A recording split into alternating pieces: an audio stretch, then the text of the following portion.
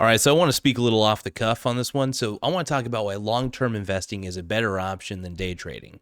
Okay, so me personally, I've always believed wholeheartedly that long-term investing is the key to a successful portfolio.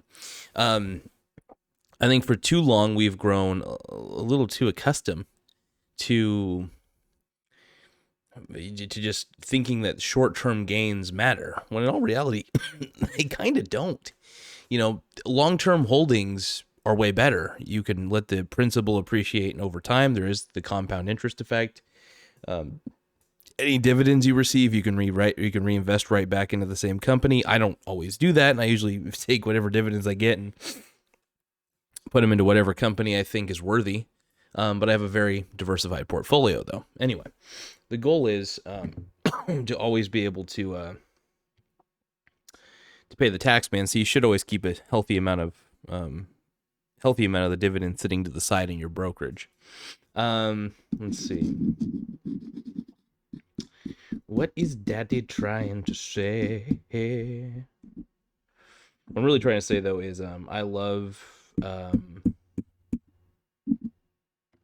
like swing trading when I'm hedging against Bitcoin, but it's only 20% of my portfolio. 80% of it is buy and hold investments, buying and holding into fantastic companies that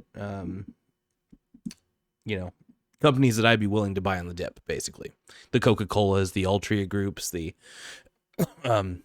Chevrons, you name it. There's all sorts of companies out there that one can buy. So I kind of want to encourage that line of thinking.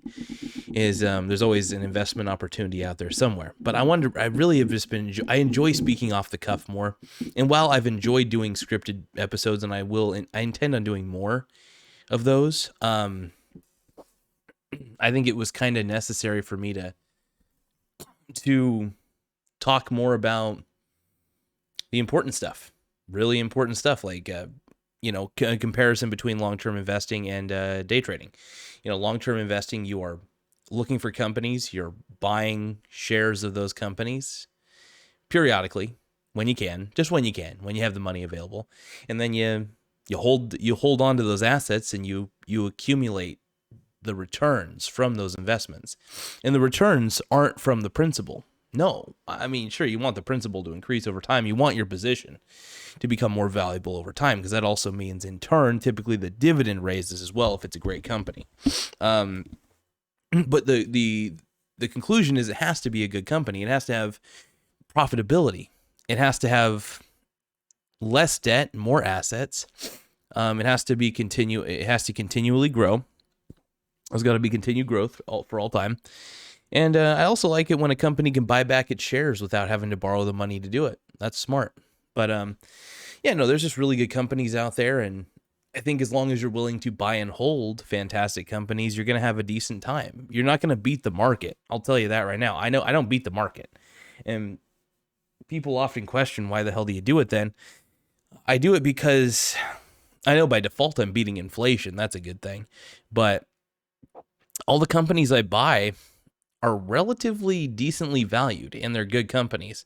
For instance, during the bear market, I was buying up different financial institutions and diversifying my portfolio there, just because there's a lot of good ones that went down in value for no reason, and I felt like it was an opportunity I couldn't miss. So, and also I just love dividends. So the great thing about buying great companies on the dip is that the dividend yield rises, which is kind of sexy, and I think people don't really take that into account.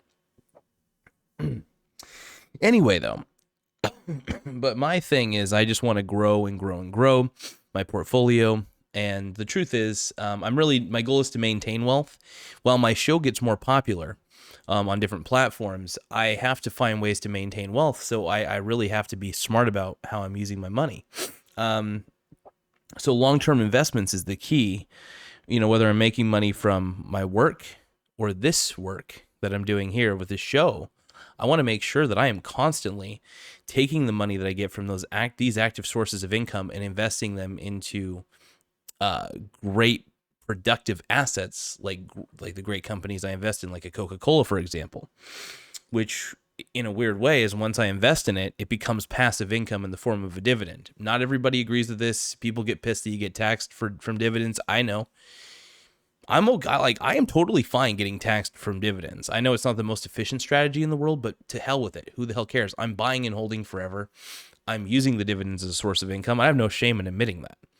This is a difference between me and my mentor, Strongman. I think he's a little disappointed in me sometimes. I'm like his bad child, but I think he understands that I know that it's good to have a diversified portfolio at the very least. And if I'm gonna, have a diversified portfolio, if I'm gonna individually invest, I should at least do my due diligence, look at the financial statements, make sure the companies I'm getting into aren't shit, and that's good. Anyway, that'll be the last. It's another off the cuff. I've been trying to do more off the cuff ones instead. I like scripted. I'm going to start doing more scripted too. But occasionally it's just as fun to do off the cuff. Anyway, later everybody. Woo!